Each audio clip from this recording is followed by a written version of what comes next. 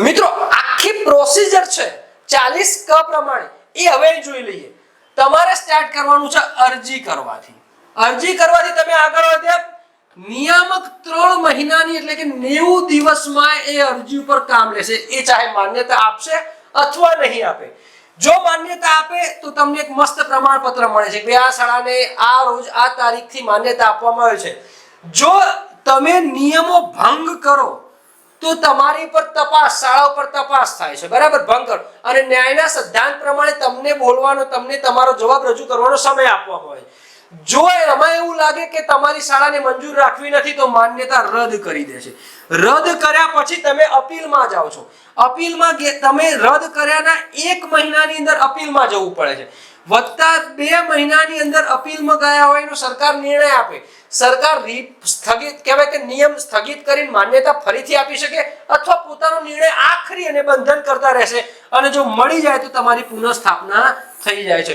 આમ આ રીતે મિત્રો કલમ 40 ક ભણ્યા। 40 ક એ ખાનગી પ્રાથમિક શાળાઓ માટે માન્યતા છે। મિત્રો આખી પ્રોસિજરમાં તમારે એ યાદ રાખવાનું છે, તમારે અરજી કરવાની છે, નિયત ફી ભરવાની છે અને નિયમોનું પાલન કરવાનું છે, તમને માન્યતા મળી જાય છે। તમે જેવી અરજી કરો છો એના 30 દિવસના અંદર નિયામક અથવા અધિકૃત અધિકારી એ તમને માન્ય અથવા અમાન્ય જાહેર કરશે। જો શાળાને માન્યતા આપશે તો તમને એક માન્યતા પ્રમાણપત્ર આપશે। જો તમે માન્યતા પ્રમાણપત્ર આપ્યા પછી સરકારના નિયમોનો ભંગ કરશો તો એના ઉપર તપાસ થશે। તપાસ થતા વખતે તમને ન્યાયના સિદ્ધાંત મુજબ તમને તમારો મત રજૂ કરવાનો સમય આપશે। જો તમારો મત સરકારને યોગ્ય ન લાગે તો સરકાર તમારી શાળાની માન્યતા રદ કરી દેશે। માન્યતા રદ કર્યા પછી તમારે એ તારીખથી 1 મહિનાની અંદર તમારે અપીલમાં જઈ શકો છો કે ભાઈ જરા પુનઃવિચારણા કરો, મારી આ દલીલો છે, તમે ખોટો નિર્ણય લીધો। 1 મહિનાની અંદર જઈ શકે છે અને નિયામક એટલે શિક્ષણ વિભાગ 2 મહિનાની અંદર પોતાનો નિર્ણય જાહેર કરશે। એ ચાહે માન્યતા રદ જ રાખે અથવા માન્યતા પુનઃ સ્થાપિત કરે।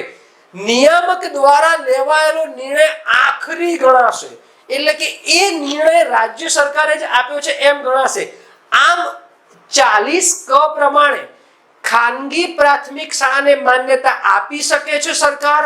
નિયમ મુજબ ન ચાલે તો એને અમુક સમય સુધી સ્થગિત કરી શકે છે, કાયમ માટે પણ સ્થગિત કરી શકે છે। ટ્રસ્ટી અપીલ કરે 1 મહિનાની અંદર તો 2 મહિનામાં સરકાર વિચારણા કરી અને યોગ્ય લાગે તો ફરીથી એ આગળ ધપાવી શકે, એટલે માન્યતા ચાલુ રાખી શકે છે। અને નિયામક શ્રીને એવું લાગે કે આ માન્ય રાખવા જેવું નથી તો માન્યતા રદ કરી દે છે। આમ અહીં મિત્રો 40 ક પૂર્ણ થઈ। આગળ વધીએ છીએ નેક્સ્ટ કલમ પર।